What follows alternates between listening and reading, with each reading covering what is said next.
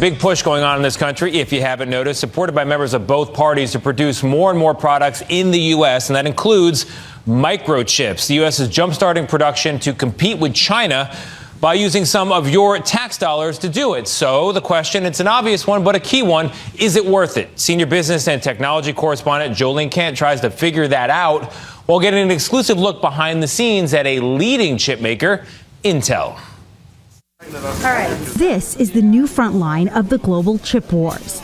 At this Intel fabrication plant in Oregon, we suited up to get a closer look at one of the locations where billions of taxpayer dollars will soon be put to work. This place is just massive. It's the equivalent of 28 football fields. Intel is one of the biggest chip makers in the world. In the plant, yellow light protects the millions of chips or semiconductors that power nearly all the tech we use.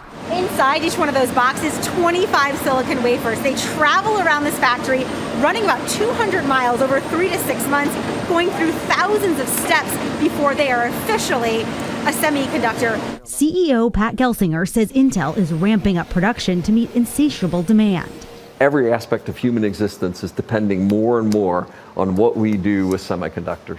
It's also a matter of national security. For example, if China were to ever invade Taiwan and block chips made on the island, the worldwide financial impact could amount to more than $1 trillion. We invented semiconductors. The world now depends on those semiconductors. We have failed to be the leading manufacturer of chips in the world. To change that, the White House recently awarded Intel $8.5 billion from the CHIPS Act to build more fabrication plants and upgrade others. You've said that President Biden is pressuring you to build factories faster. What exactly has he told you?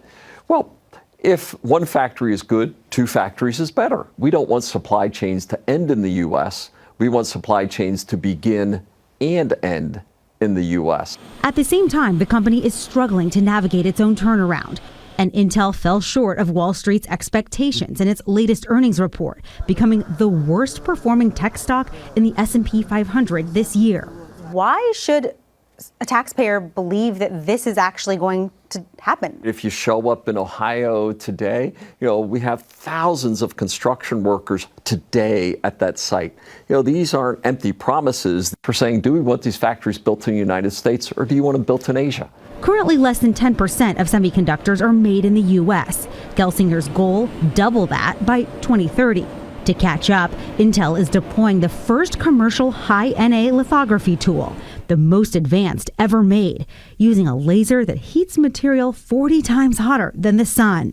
Jeff Birdsall is a general manager at the Oregon fabrication plant. We'll use this technology to make those devices more power efficient, smaller, and cheaper. And Intel is pinning its hopes on artificial intelligence, with big-name billionaires shopping for more powerful chips. You've publicly offered to give Elon Musk a tour of a fabrication plant. You have had multiple conversations with Sam Altman of OpenAI. How important is it to sell Intel chips to these two titans and beyond? Well, our objective is to be a manufacturer and a partner of every technology company in the industry. But I'd also say that it isn't just Sam and Elon. It's NVIDIA, it's AMD, it's Apple, it's Google. The world needs more global, balanced, resilient, sustainable, trusted supply chains, and Intel wants to be the partner of all of them. An ambitious bet for the company and the country. Now, with CHIPS Act funding, Intel says it'll create 10,000 company jobs and 20,000 construction jobs in 4 states. But guys, here's the harsh reality. Making chips here in the U.S. is just so expensive. Intel's foundry business, that new arm of the business that makes chips for other companies, reported an operating loss of $7 billion last year. But the White House and Intel are insisting they need to sink more money, more taxpayer money, into the American supply chain in order to make things safer and cheaper in the long run. We shall see, Nate. That's very eye-opening. Just like a casino, our future depends on having all of the chips. All right, Jolene.